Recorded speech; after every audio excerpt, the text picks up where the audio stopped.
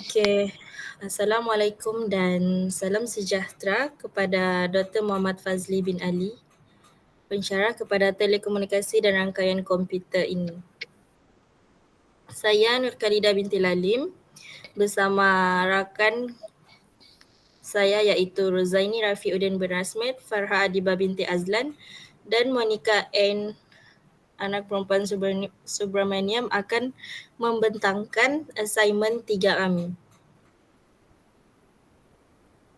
Okey, untuk pengenalan syarikat, kami telah memilih syarikat Bill Land Technology Sdn Berhad di mana ia ditubuhkan pada 20 Julai 2007 yang merupakan syarikat kontraktor binaan bangunan, pembekal bahan mentah dan perunding pengurusan projek yang berdaftar.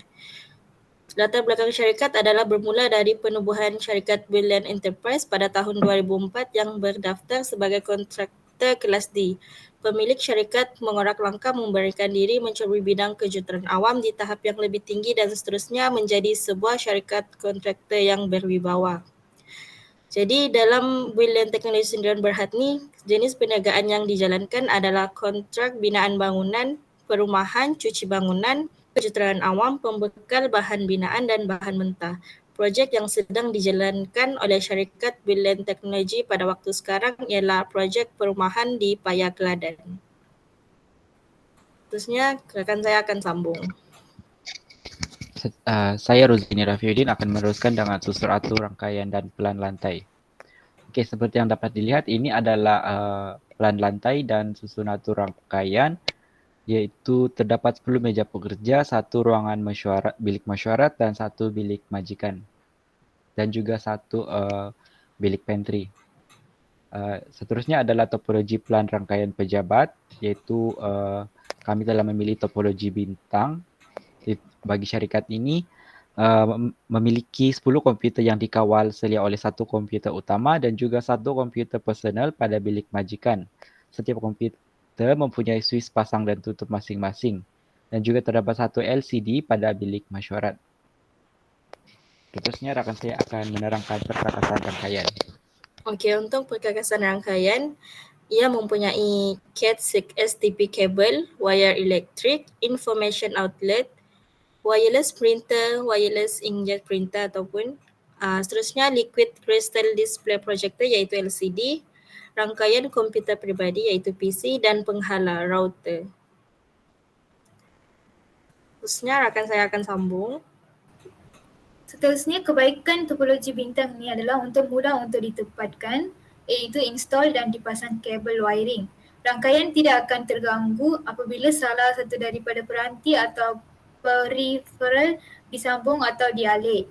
Mudah untuk mengesan kesilapan dan kecacatan yang berlaku dan memindahkan perkakasan yang rosak.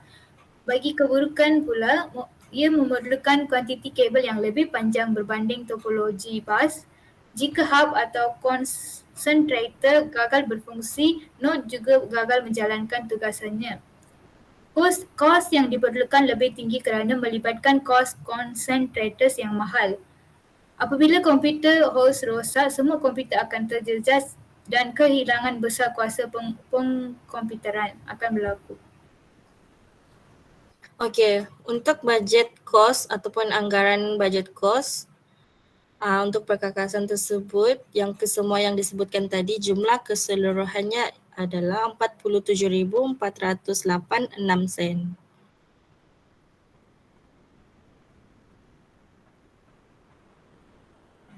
Okey, seterusnya bagi perisian rangkaian, ini adalah rangkaian kawasan setempat LAN. Terhad kepada sekatan geografi yang kecil seperti yang meliputi bangunan sekolah pejabat atau kampus. Fungsinya adalah untuk bertindak sebagai rangkaian yang menghubungkan berbilang komputer dalam kawasan terhad seperti kampus universiti, bangunan, bilik, biasanya kerangka utama atau komputer mini. Ianya disambungkan melalui pelbagai kaedah seperti kabel pasangan terpiuk atau pasangan terpintal, getian optik, talian telefon dan cahaya inframerah dan isyarat radio. Setiap topologi perlu melakukan kerja yang sama. Data atau program yang diminta oleh mesej boleh disimpan pada komputer yang digunakan oleh rakan sekerja di rangkaian ataupun pada pelayan fail atau komputer khusus. Pelayan fail wujud hanya untuk melayani semua komputer lain dalam sistem rangkaian. Komputer yang disambungkan ke pelayan fail dipanggil stesen kerja.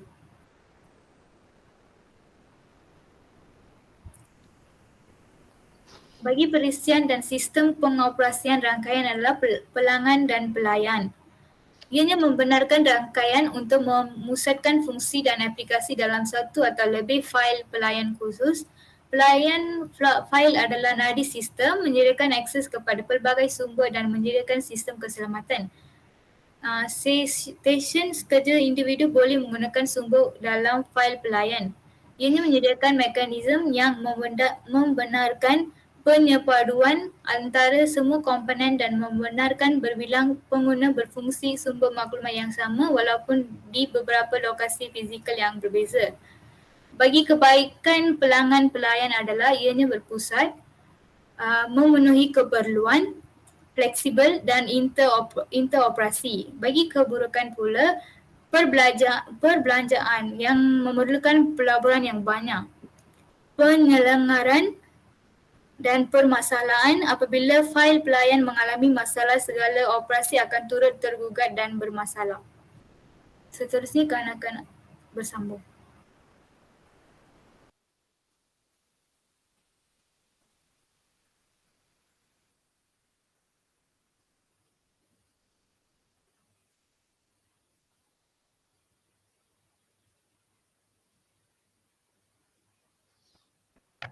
Seterusnya ialah kita pergi kepada media penghantaran.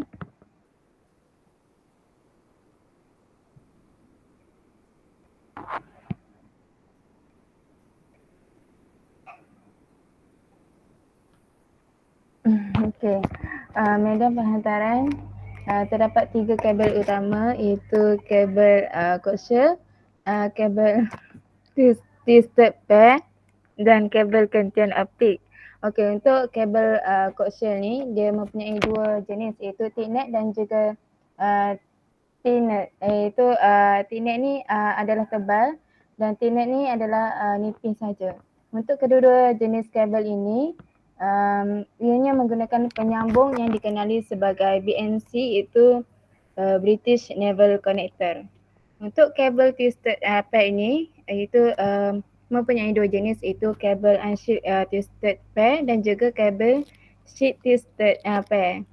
Untuk yang ketiga ialah kabel gentian optik yang di mana ianya menerima dan menghantar isyarat cahaya yang diperbuat daripada gentian kaca ataupun gelas. Okey, seterusnya ialah wireless, di mana terdapat 3 perkara di bawah wireless ini, iaitu gelombang radio, gelombang mikro dan juga infrared, di mana untuk gelombang radio ini ianya untuk berkomunikasi multicast seperti radio, TV dan sistem paging.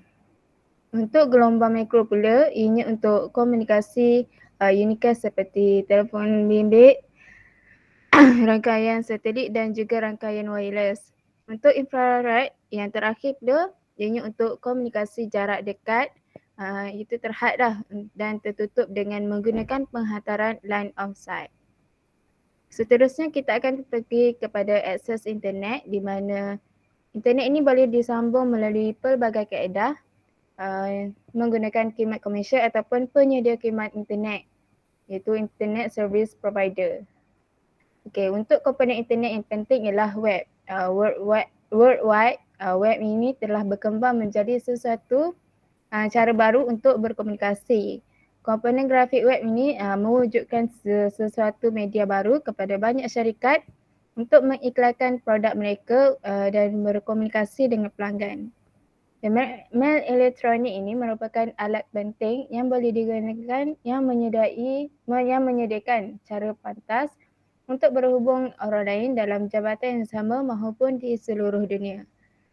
Dan seterusnya, kebanyakan alat internet ini dapat dimasuki melalui penyemak seimbas web seperti Netscape, Navigator ataupun Internet Explorer. Seterusnya, kita akan pergi kepada carangan penambahbaikan.